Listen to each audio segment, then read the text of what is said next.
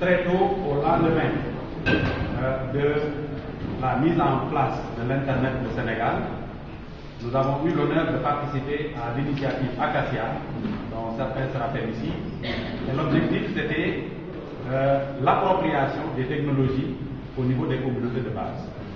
Nous avions à l'époque organisé 11 séminaires au profit des différents groupes sociaux, que ce soit les femmes, les enfants, le secteur de l'éducation, de la gouvernance locale, etc., etc.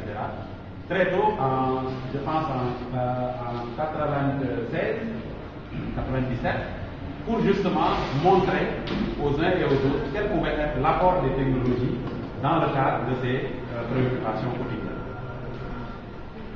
Nous l'avons également exprimé en faisant en sorte que Ziguinchor ait eu l'un des premiers cybercafés au Sénégal. En fait, tout cela part d'un fait, d'un constat. Il nous a été donné l'occasion, ce n'est pas notre mérite personnel, c'est juste de la chance que nous avons, d'avoir eu accès aux technologies très tôt, d'avoir eu la chance très tôt de pouvoir voyager, de sortir de ce pays, et de voir ce que les autres font. Et chaque fois que nous avons vu ce que les autres faisaient ou avaient, notre idée était non pas de fondre en exclamation ou en ils sont plus forts que nous, ou ils sont meilleurs que nous, ils nous sont supérieurs, mais en nous disant comment peut-on implanter ça chez nous, parce que c'est possible. Quand un humain le fait, c'est possible chez nous. Et voilà un peu ce qui nous a toujours guidés et qui a fait que sur beaucoup de questions qui nous intéressaient, nous avons souvent, avec l'aide de tout le monde, porté un peu l'information et certains succès au niveau de la région. Je voudrais donc remercier l'ensemble de mes collaborateurs qui ont soutenu tous ces efforts-là, qui ont cru.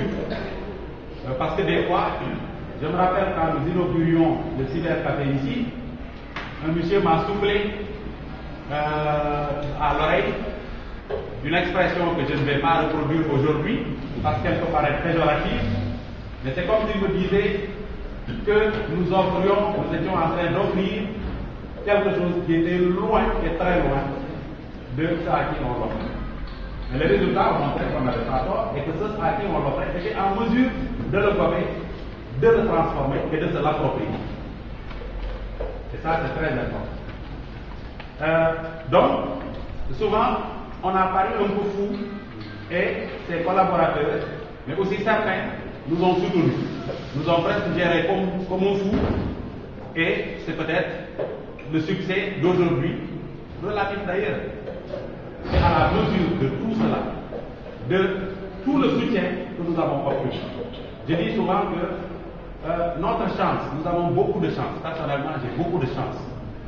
Mais une grande partie de cette chance provient de la chance que j'ai d'avoir beaucoup de personnes autour de moi qui se sacrifient pour que je puisse arriver à certaines choses.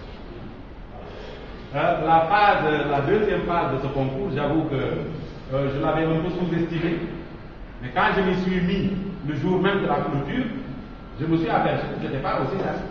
J'ai dû mobiliser tout mon bureau jusqu'à 20h, la clôture c'était pour 24h, j'ai dû mobiliser tout le monde en leur disant, bon, je pense faire ça, qu'est-ce que vous en pensez? Les gens sont restés avec moi jusqu'à 20h, je suis rentré chez moi et j'ai continué avec ma famille, à laquelle également je devais rendre hommage ici, et particulièrement à ma petite fille, qui est restée à côté de moi, qui a validé une bonne partie de ce projet-là, parce que je m'adresse aux enfants et c'était la personne la mieux indiquée pour me dire ce qu'il fallait faire.